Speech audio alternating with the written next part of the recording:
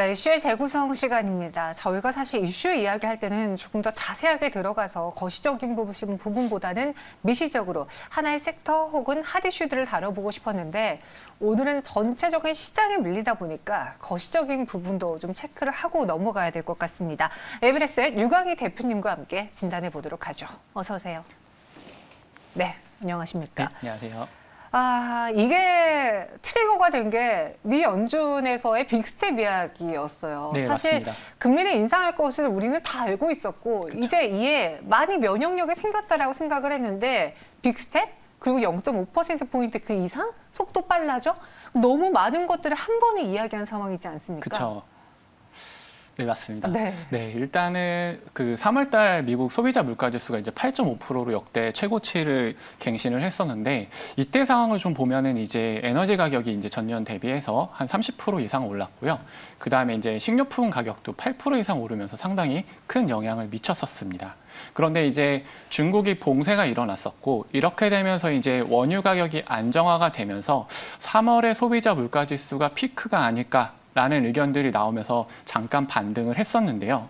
그런데 이제 갑자기 어저께 저녁에 미국에서 그 앵커님께서 말씀하신 것처럼 조금 이제 긴축을 서두르고 그리고 좀 더 강하게 하는 모습을 보였는데 사실 이게 3월까지만 해도 저희가 50bp, 많아야 한 50bp 정도 오르지 않을까라는 예상을 했었고 근데 이것도 이제 시장에서는 좀 많이 오르는 거 아니야? 라는 생각을 했었는데 갑자기 이제 75bp 이야기가 나오면서 미국 시장이 상당히 안 좋은 흐름을 보이고 마감을 했었습니다. 그리고 이런 흐름을 이제 우리나라 증시가 오늘 이어받았는데, 우리나라도 이제 3월 달에 소비자 물가 지수가 4.1% 정도를 기록을 했으니까 물가 상승 부담이 좀 상당히 큰 상황입니다. 이런 상황 속에서 그 이창용 한국은행 총재께서도 부담은 되겠지만 물가 상승을 잡기 위해서는 금리를 인상할 수 있다라는 시그널들을 계속 주시고 있고, 그 다음에 이제 미국이 만약에 금리를 인상을 한다라고 하면은 우리나라도 어느 정도는 좀 반영을 할 수밖에 없습니다. 이제 왜냐하면은 미국 금리가 인상을 하는데 우리나라가 인상을 하지 않는다? 그러면은 이제 외국인 투자 자본들이 좀 유출되는 부분들도 분명히 있을 거기 때문에 우리나라도 이번에는 좀 금리 인상한 미국을 따라가지 않을까 생각을 하고 있습니다. 정말 테마주를 제외하고 계속되는 시장 하락, 뭐 지금도 음식료 관련 내에서 인플레이션 영향을 받는 종목들은 과열 구간에서도 또 과열을 보여주고 있는 상황인데 신한금융투자에서는 6월까지 증시 변동성이 계속될 것이다라고 분석을 했더라고요. 네. 근데 이게 너무나 마음이 아픈 게 저희 1월, 2월 달만 하더라도 3월 FOMC 나오면 좀 어느 정도 진정될 거다라고 했다가 그래 이제는 5월 FOMC로 미뤄졌다가 이제는 또 6월까지 이러다 보면은 올해 내내 변동성 심하다라고 말 바꾸는 거 아닙니까 또? 네, 그럴 수도 있겠죠. 네, 네. 그럴 수도 있는 부분이 있는데, 이런 예가 이제 적절할지는 모르겠는데, 어떤 분들이 이제 감기가 걸렸을 때, 비타민 C를 드시고, 그 다음에 본인의 면역력을 믿고, 감기가 다 나을 때까지 기다리시는 분들도 계실 수 있고요. 반대로 나는 조금 더 빨리 좋아져야 되니까 병원 가서 약도 드시고 주사를 맞으시면서 빨리 그거를 회복하시는 분들도 있을 것 같아요. 네. 그런데 지금 미국의 분위기는 후자인 것 같습니다. 아무래도 물가가 상승하게 되고 인플레이션들이 오게 되면은 경제에 더 안 좋은 영향들이 있을 수 있으니까 이거를 좀 더 빨리 강하게 잡아야겠다. 이런 흐름이 있는 것 같고요. 그러다 보니까 이제 5월 FOMC 회의에서는 50bp 정도가 오르는 건 이제 기정사실화하고 있는 분위기고요. 이제 시장에서 바라보는 관점은 그럼 과연 6월이나 7월에 지난주에 미국에서 언급이 됐던 75bp까지 인상을 할 수 있겠느냐. 이게 이제 조금 투자를 할 때 꼭 체크해야 되는 포인트가 된 것 같습니다. FOMC 회의에서 인상한 것을 시장에 또 어떻게 반영하느냐, 그리고 6월까지는 이러한 변동성이 다소 심화되지 않겠느냐라는 분석이 나왔는데 제가 이렇게 방송을 하다 보면 제가 인이어를 끼고 있잖아요. 이제 안에서 어떤 이야기가 하는지 다 들려요. 그리고 시장 계속 보고 계신 분들이기 때문에 지금 뭐가 오른다라고 말을 하는데 오늘 또 음식료 관련주들이, 네, 인플레 관련주들이 또 한 번 오르고 있다는 이야기를 계속하고 있거든요. 증시 불황에 인플레까지 더해지면서 우리도 이런 인플레로 지금이라도 대응을 해야 되는 건지 아니면은 그래 떠난 기차다라고 생각하고 떠난 버스다라고 생각하고 저점에 있는 성장주 혹은 뭐 기술주를 담아야 되는 건지 뭐가 나을까요? 네, 이제 오늘 상당히 어려운 시장인데요. 어려운 시장인데 이제 인플레이션의 좀 원인을 파악을 해보는 게 중요할 것 같습니다. 이제 현재 인플레이션의 원인 크게 두 가지를 살펴보면은 임금이 좀 많이 인상되는 부분이 있고, 그다음에 원자재 그 가격이 이제 러시아나 우크라이나 전쟁으로 인해서 급등한 부분이 이제 가장 큰 영향을 미쳤다라고 보시면 될 것 같은데요. 보통 인플레이션이라고 했을 때 수요가 견인, 즉 생산량이 늘어나고 큐가 늘어나서 발생하는 인플레이션이 있는 반면에 지금처럼 생산량보다는 원자재 가격 인상으로 인해서 가격이 인상되면서 발생하는 인플레이션이 있습니다. 근데 보통 이런 가격이 인상이 반영되는 인플레이션 같은 경우는 경제에 좋지 않은 영향을 미치는데, 이럴 때일수록 좀 매출액 순이익 비율이 높은 기업들을 찾아보시는 게 좋을 것 같은데요. 이제 예를 들어서 저희가 자동차를 산다라고 했을 때 떠오르는 기업들을 생각을 해보면은 뭐 테슬라도 있고요, 벤츠도 있고, 현대차도 있고, 되게 여러 기업들이 떠오를 수 있습니다. 그리고 만약에 저희가 핸드폰 가입을 했는데 SK텔레콤에서 가격을 많이 올린다라고 하면은 SK에 계셨던 분들이 KT로 옮길 수도 있죠. 그런데 이제 만약에 라면을 생각을 한다라고 하면은 신라면을 생각을 하실 수도 있고, 보통 이제 신라면을 좋아하시는 분들 같은 경우에는 삼양라면을 또 안 드실 수도 있는 거죠.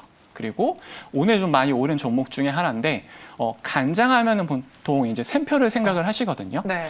이런 식으로 그 매출액 순이익률이 높은 기업들 같은 경우에는 독점적 이익이 가능하기 때문에 원가가 인상되는 부분에 대해서 제품 가격에 반영을 할 수가 있습니다.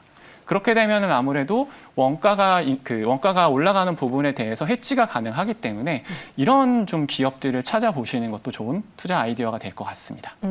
임금도 오르고 원자재도 오르는데 이를 판가에 잘 반영하면서 매출액 순이익률이 높은 기업이 뭔가 독점적인 지위를 갖게 될 것이다. 네. 그렇게 예를 들어주신 게 샘표였고요. 역대급으로 인플레이션이 계속 예고되고 있는 상황에서 또 이 외에 샘표는 사실 좋은 거 알아도 지금 못 들어가잖아요. 예, 맞습니다. 예. 네, 네. 저도 불나방인데 이 종목은 못 들어가거든요. 네, 네. 방어 가능한, 인플레를 방어 가능한 섹터, 그런데 좀 더 길게, 테마성으로보다는 길게 볼 수 있는 종목이 있다면 어떤 섹터, 어떤 종목군일까요? 네, 이제 앞서 설명드렸지만 현재 인플레이션의 원인이 임금과 그리고 원자재 가격 상승이기 때문에 네. 기업들 입장에서는 이제 얼마나 좀 효율적으로 생산하고 제품을 관리할 수 있는지에 대한 고민들을 많이 할 것 같아요.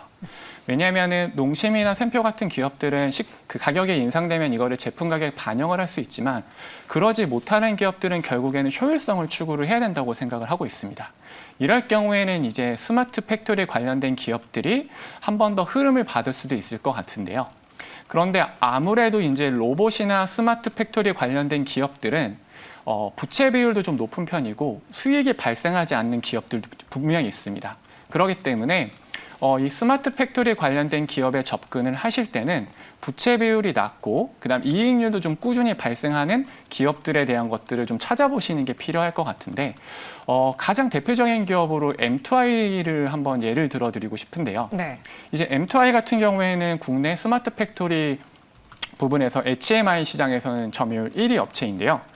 보통 우리가 기본적으로 알고 있는 뭐 삼성전자나 하이닉스 같은 기업들을 고객사로 담고 있고, 전체 매출에서 반도체 관련된 매출이 한 55% 정도 발생을 하고 있습니다. 그리고 아무래도 이제 인플레이션이 발생을 하게 되면은 금리가 인상이 될 거고, 이렇게 되면은 부채 비율이 높은 기업들은 이자 부담이 상당히 많이 발생할 수가 있습니다. 그런데 M2I 같은 경우에는 부채 비율이 이제 10% 내외로 상당히 안정적으로 운영이 되고 있고, 영업이익률 역시 20%대 후반을 꾸준히 좀 기록을 하고 있기 때문에 좀 중장기적으로 보신다라고 하면은 마음 좀 편하게 가져갈 수 있는 종목이 아닐까 생각을 하고 있습니다. 그래서 M2I를 이야기해 주셨습니다. 가격 경쟁력도 확보할 수 있는 스마트 팩토리에 주목을 해보자라고 이야기해 주셨고, 또 이 금리 인상 수혜를 받을 수 있는 종목으로 넘어가 보자면 금융주가 있을 텐데, 근데 그 안에서 훨훨 날아가는 보험주 대비 은행주들이 좀 답답하게 움직이고 있거든요. 은행도 금리 인상 수혜하면 가장 먼저 1차원적으로 떠오르는 그런 그쵸, 네, 기업군인데 왜 흐름이 엇갈리는 거죠? 보통 저희가 이제 금리가 인상하는 시기에는 보험주나 은행주를 좀 대표적으로 많이 관심을 가지시는데, 네. 두 가지 관련된 기업들에서는 약간 좀 차이가 있는 부분이 있을 텐데요. 그 부분 일단 첫 번째로는 보험주 같은 경우에는 최근에 이제 이자 마진이랑 투자 수익률이 개선이 되면서 좀 좋은 흐름을 보이고 있는데 예를 들어서 예전에 그 부모님들이 저축보험이나 아니면 교육보험 이런 것들을 좀 많이 가입을 해주셨었는데 그런 보험들 같은 경우에는 금리가 이자율이 뭐 10% 혹은 뭐 10% 후반까지도 나오게 되는 거죠. 그런데 보험사 입장에서는 그런 예전 상품들에 대해서는 10%의 이자를 줘야 되는데 저금리 상황에서는 1% 금리이기 때문에 이 부분을 운용하는 데 상당히 좀 어려움을 겪었었습니다. 그런데 이렇게 금리가 인상이 된다라고 하면은 그 부분에 대한 좀 부정적인 영향들이 좀 많이 해소가 될 것 같고요. 그리고 아무래도 코로나 영향으로 좀 자동차 보험 관련된 수익률이 개선된 부분도 있는 것 같습니다. 그리고 은행주 같은 경우에는 아무래도 예제 마진이 가장 중요한데 기본적으로 은행에서 고객분들한테 이자에 대한 그 예금이나 적금에 대한 이자를 드릴 때는 단기 금리를 좀 많이 보고요. 반대로 대출을 해줄 때는 장기 금리를 보게 되는데 최근에 이제 단기 금리가 장기 금리보다 많이 급등을 하다 보니까 이 스프레드가 많이 축소가 됐습니다. 이런 부분들이 좀 되고 그다음에 이제 경기가 위축되게 된다고 하면은 대출이 많이 줄어들 수 있는 부분들이 있기 때문에 이런 우려가 좀 반영이 되면서 보험들은 조금 좋은 흐름을 보이고 있고 은행 같은 경우에는 조금 안 좋은 흐름을 보이고 있는 것 같습니다. 아, 그래서 또 흐름이 엇갈렸습니다. 네, 1차원적으로 생각하기에는 또 그 안에서의 세부적인 변수 그리고 영향을 받는 것들이 다르기 때문에 보험주와 은행주의 주가 움직임이 조금은 다른 속도로 나타났고요. 그럼 여기서 마무리하는 차원에서 지금 뭐 저평가 종목들이 워낙 많잖아요. 네, 맞습니다. 수두룩 빽빽하잖아요. 그렇다고 이 저평가 종목에 손이 안 나가는 이유는 주가가 하락하는 데 이유가 있겠지. 내가 사고 계속 하락하면 어떡해라는 그 걱정 때문이거든요.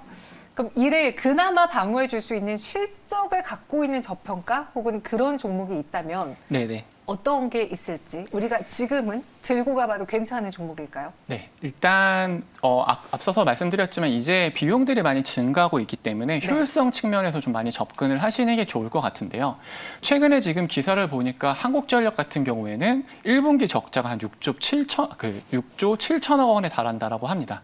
그런데 이제 전기요금 같은 경우에는 국가에서 관리하는 부분이 있기 때문에 한국전력이 이 부분에 대한 것들을 인상하기는 사실 쉽지 않을 것 같고요. 그렇게 된다라고 하면 한국전력 입장에서도 뭔가 전력을 좀 효율적으로 관리할 수 있는 스마트 그리드에 대한 관심을 가질 수밖에 없을 것 같습니다. 그랬을 때 이제 G2파워라는 종목이 있는데 G2파워 같은 경우에는 이제 4월 달에 상장을 했기 때문에 상장한 지는 얼마 안 됐는데요. 아무래도 이 G2파워 같은 경우에는 스마트 그리드 사업을 하고 있고 이번에 상장을 통해서 확보한 자금으로 ESS에 투자를 하거나 전기차 충전 사업에도 진출을 할 예정이기 때문에 좀 이 부분에 대한 관심도 가져보시면 좋을 것 같습니다. 오늘 소개해 주셨던 두 가지 종목이요. 스마트 팩토리 관련해서 M2i, 스마트 그리드 관련해서 G2파워를 들고 오셨습니다. 저는 뭐 저평가 실적 기대주라고 해서 우리가 누구나 다 아는 그런 대형주를 갖고 오실까 했는데 이런 두 가지 종목도 한번 잘 공부해 보시길 바라겠고요. 시장을 꼭 이겨내 보시길 바라겠습니다. 오늘은 유광희 대표님과 함께 했고 여기서 인사드릴게요. 오늘 자세한 분석 고맙습니다. 고맙습니다.